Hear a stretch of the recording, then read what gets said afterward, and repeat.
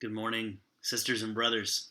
So we continue to center ourselves around Jesus.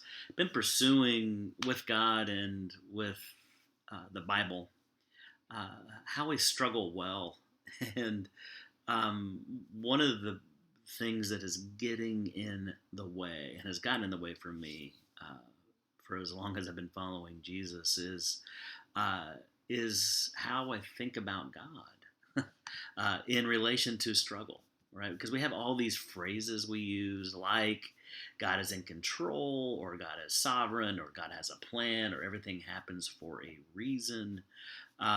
Because we have this image of God like uh, that He's just over everything. But what we've seen is that Genesis 1, He is over everything. He's ordering everything. He's king.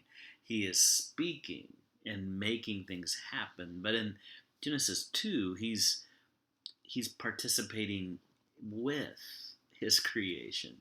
And in large part, then, He hands that over to us.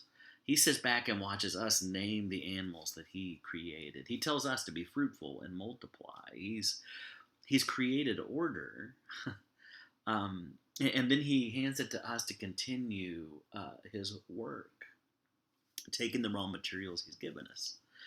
Uh, but what do we do with it? Right? That's when Genesis 3 comes in, and we break it. It's an attempt at a hostile takeover, right? We want to be like God. And chaos enters the world. Sin, death, evil. It's at work. One Old Testament scholar says Genesis 1 and 2 is order, right? Genesis 3 is disorder. And after that, what we get is non-order. He says it's chaos in the universe that hasn't yet come under the reign and rule of Jesus. And this is where we live. Uh, and that means that our hope isn't in not struggling. God's desire is for us to not suffer. God's desire for us is to experience life as He has meant it to be lived, enjoying life with Him, together with each other for the good of the world. And that is why Jesus entered the world to set us and set all things right. And yet, um, not everything is under His feet in this moment. Death is still a thing. It is a cosmic power. Sin is a cosmic power. Satan is at work in the world. And yet, our hope isn't in those things being crushed and eliminated today. Our hope is that there is a day coming when all things will be set right. This is Revelation 21. Where there is a voice from the throne. This is God's own voice saying, look, God's dwelling. My dwelling place is now among the people.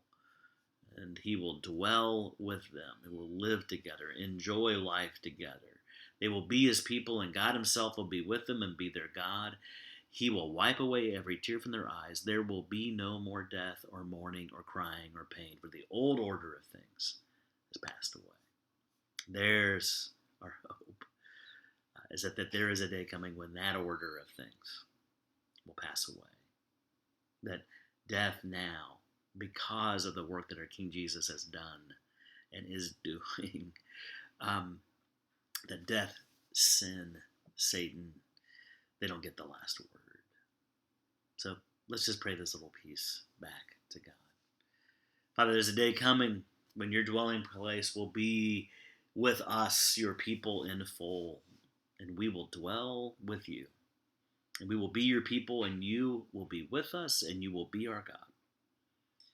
There's a day coming, and we long for it, when you will wipe every tear from our eyes, where there will be no more death, or mourning, or crying, or pain.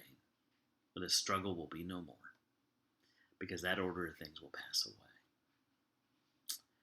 Bring your kingdom, Father. Amen. Grace and peace, my friend.